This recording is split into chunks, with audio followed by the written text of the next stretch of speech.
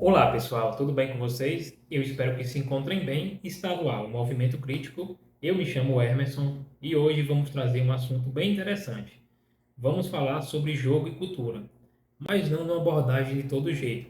A gente vai falar com base em dois autores que são de extrema importância e que estudaram as características do jogo. O primeiro deles é um autor que eu já mencionei aqui, que é o John Huizinga, principalmente na sua obra Homo Ludens, e o outro é o Roger Caillois, em sua obra Os Jogos e os Homens. E claro, vamos trazer isso para diversos contextos, sejam aquelas atividades realizadas nas praças, nas ruas, em casa ou até no ambiente escolar.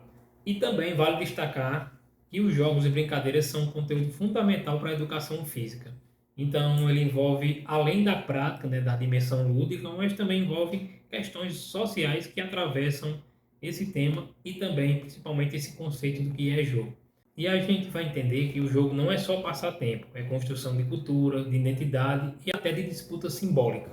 Antes de iniciar esse vídeo, peço a vocês para curtir, comentar e compartilhar. E para aquelas pessoas que não se inscreveram, se inscrevam no canal para acabar não perdendo nenhum conteúdo. E também reforço mais uma vez que é importante deixar a curtida se você já de fato gostou do conteúdo.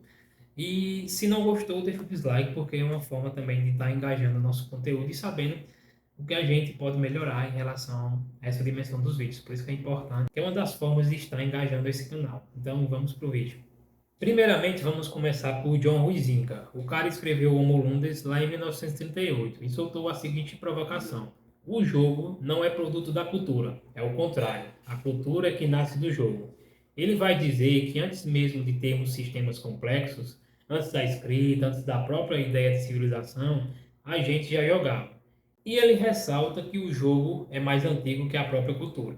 Algumas das características essenciais do jogo segundo Huizinga estão a liberdade, ou seja, ninguém joga obrigado. A segunda ideia que ele traz, a ideia de separação, ou seja, tem um espaço e um tempo próprio os jogos. Também tem a ideia de incerteza, ou seja, ninguém vai saber o resultado de antemão. E a improdutividade, que não é feito para gerar lucro direto.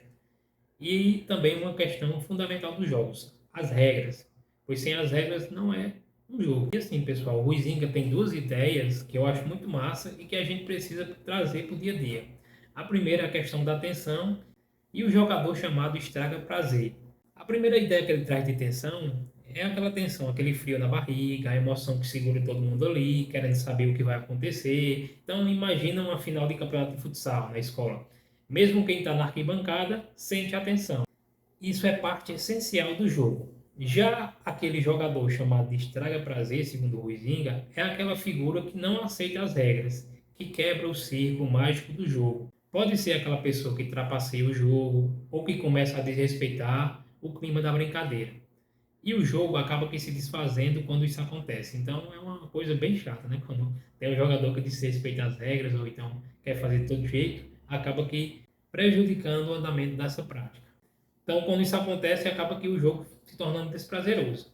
O segundo autor é o Caillois, que pega o trabalho de Huizinga e leva para o outro lado. Ele cria uma classificação muito na prática, né, para a gente pensar na educação física. Ele traz quatro categorias de jogos. A primeira é o Argon, que significa competição, por exemplo, corrida, futebol, xadrez. Ele traz também a ideia de Alea, que é a sorte, ou seja, através de dados, bingo, jogo de cartas. Ele traz também a ideia de mimicry, que é a imitação, faz de conta, por exemplo, teatro, cosplay. E por fim ele traz a ideia de links, que é a vertigem, a desorientação, por exemplo, a roda gigante, aqueles esportes mais radicais. E além disso ele fala de dois eixos. O primeiro dele é a paideia e o lundus. Na paideia é um jogo mais livre, improvisado, como por exemplo um pega-pega na rua. Já o lundus é mais formal, com regras rígidas, como por exemplo um torneio de vôlei na escola. Então, na prática da educação física, a gente vê isso o tempo todo, desde jogos mais livres, como aquelas atividades na primeira infância, até campeonatos mais estruturados, aqueles, por exemplo, no ensino médio. Tem uma questão que eu acho bem interessante, que as pessoas costumam separar natureza e cultura, mas não vê que elas, uma faz parte da outra, ou seja, ambas estão conectadas. Tem até um vídeo interessante, né, que o link do quadrinhos da Sarjeta, ele fez uma participação no canal do Pirula, falando sobre essa questão, né, do problema dessa dicotomia entre biologia e cultura, sendo que ambas fazem parte. Então, voltando ao assunto principal, por que que eu estou mencionando isso? Porque tanto o Huizinga quanto o Carlos, eles estão falando de algo que é biológico e também cultural ao mesmo tempo. Então, cuidado para não cair nessa armadilha de separar a natureza de cultura como se fossem dois mundos isolados. Pois é claro que não são, né? O jogo ele nasce de impulsos naturais, por exemplo, o prazer de correr, de competir, de explorar, e também ganhar, né, que forma dentro de códigos culturais, como, por exemplo, as regras que estão presentes, os símbolos, os significados. Então, são importantes e fundamentais que estão presentes nessa questão, por isso que é essa relação, né, de cultura e biologia.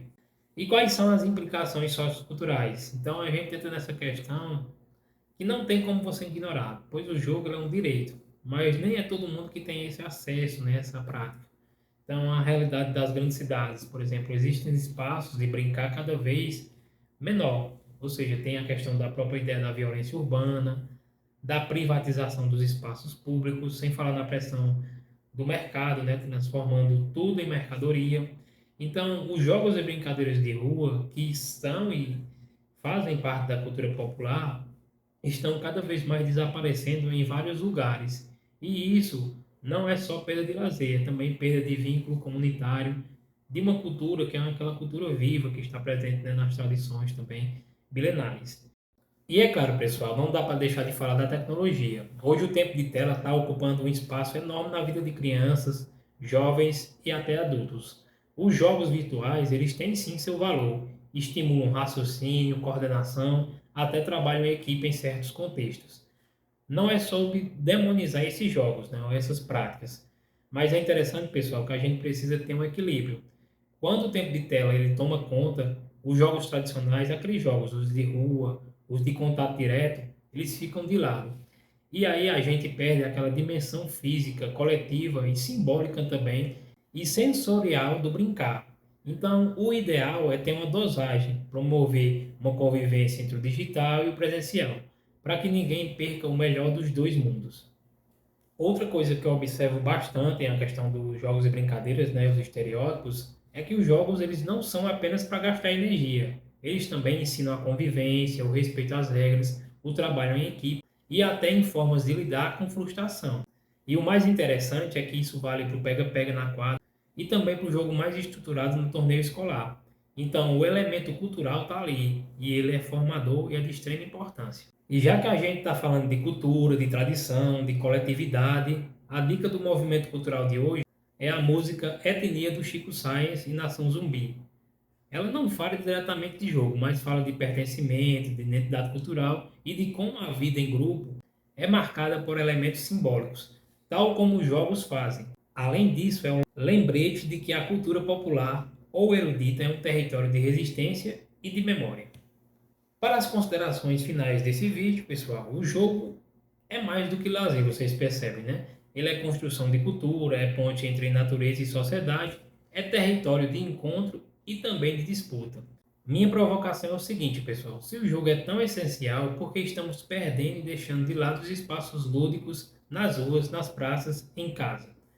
Quero que vocês deixem aqui nos comentários qual foi os jogos ou as brincadeiras que mais marcaram suas vidas e por quê.